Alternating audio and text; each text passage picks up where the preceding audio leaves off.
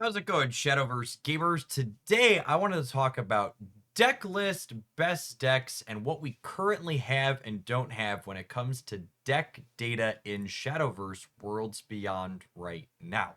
When I made my recent legendary cards tier list, and when I've talked about deck tier lists and other things regarding my opinion on the power level of things in Shadowverse in the past, I've gotten a number of comments from folks why my opinion differs from folks who are referencing tournament data in Shadowverse Worlds Beyond.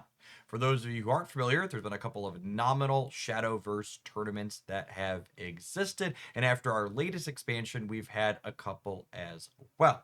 In particular, to share some specific deck lists, there was a 200-ish player tournament that we have the top 4 deck lists from here. First place was this Forest Craft Roach deck. Second place was a Portal Craft Puppets. Third place was another Forest Craft Roach deck. And fourth place was some artifacts. And the big thing I want to point out when it comes to tournament data that we have so far for this game is that one, a single tournament with a couple hundred players after our latest expansion is not a particularly large sample size. And two, we only have the top 4 deck lists from this tournament. While this is really interesting to look at, and while it could mean that these deck lists are exploring further, for example, I don't think you can draw the meaningful conclusion that Forest Craft is a best or even top deck in our current metagame from the results of this tournament here. If you hyper focused on this particular event, for example, you would say there's no runecraft or swordcraft anywhere to be found, which from my personal anecdotal experience playing in Diamond and Sapphire for most of the season on the ladder, those have been my 2 most common matchups, and I think personally I would wager they're 2 of the more powerful decks in Shadowverse Worlds Beyond right now. Another source of information that we have when it comes to Shadowverse deck lists that I see people reference a lot to try and make what they feel are compelling statistical arguments is we have these websites that group deck lists from people posting them on social media with win streaks. So you have, this mid-range abyss. Someone posted a screenshot that said they had a 26 win streak. This one, 13 win streak. Wardhaven, 12 win streak, so on and so forth. And while a win streak is a fun thing to share and talk about, in a game that has as much variance as any type of card game like Shadowverse does, it's a high variance endeavor. And past that, we don't have any validation that the person posting lists on social media is actually getting the win streak that they're showing with the integrity of that deck. In fact, from a transparency standpoint, I've seen a number of large win streaks posted where someone posts a win streak picture with a deck list that says the win streak says 13, but only the last 8 were with this particular deck list that I'm playing. So in theory, you could rack up a 15 win streak with a deck like Runecraft, and then you switch to Forestcraft for one game and get 1 win streak, and then you take a screenshot that says win streak 16 with the picture of your Forestcraft avatar there, and you could throw that up on social media.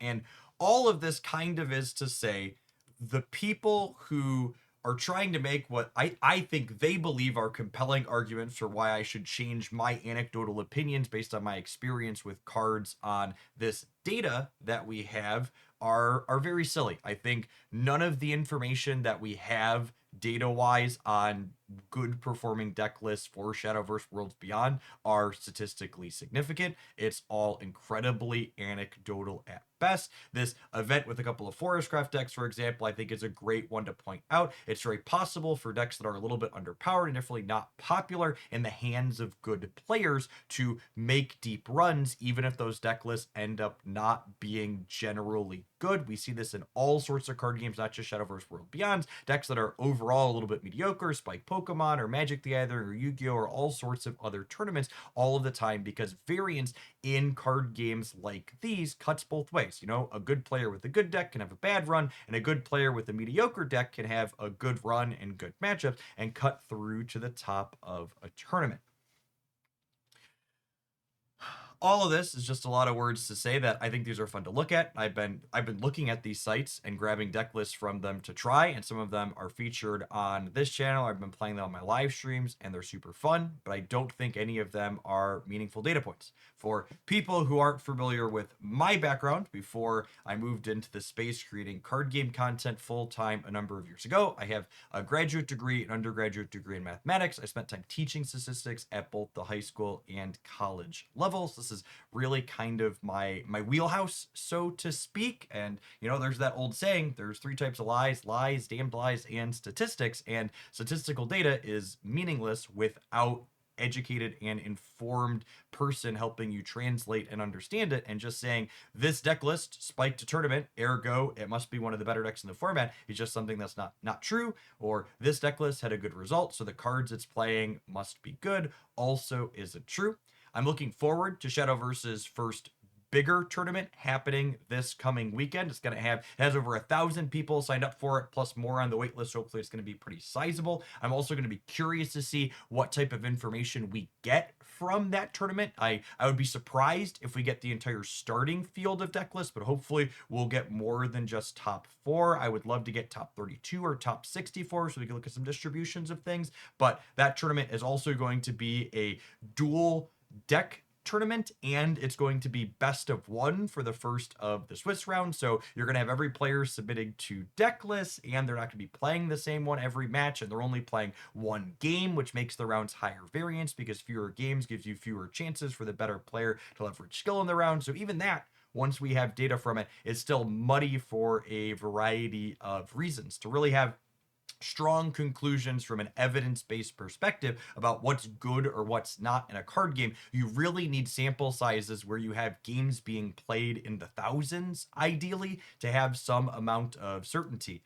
So this is a little rambly video. Obviously, it's not gameplay focused at all, so it's very different from what typically goes on the channel, but I think this is something that's useful that I'm going to link to reference to people when they ask me, Jeff, why does your opinion miss whatever this little tournament XYZ did or otherwise? I think it's just a lot of people see deck performed well, ergo deck must be good, card was played in this deck. Like one of the comments on the recent tier list was, Jeff, this card can't be bad. I saw a player in Diamond playing it as a one of in their control deck. And it's like, well, gamer, the Runecraft control deck is very good, and you could probably play a one of literally the worst card in the game in that deck, and that deck list would still be very good, especially in the hands of a good player. And I think that very results-based focus of I saw this one thing and it did well, ergo it's an ideal choice, is something that people need to break themselves of when they're thinking about these games strategically and in the greater scheme of things. Thanks for making it all the way through the end of my ramble. If you enjoyed it, smash the like button. We'll see how this video performs. Even if it's not the greatest, it'll at least be something useful to save me these words on stream at some point in the future. If you enjoyed this type of rambly breakdown, make sure you subscribe to the channel. I'll be breaking down deck lists and data and tier lists and all sorts of stuff as the metagame develops more here for Shadowverse Worlds Beyond.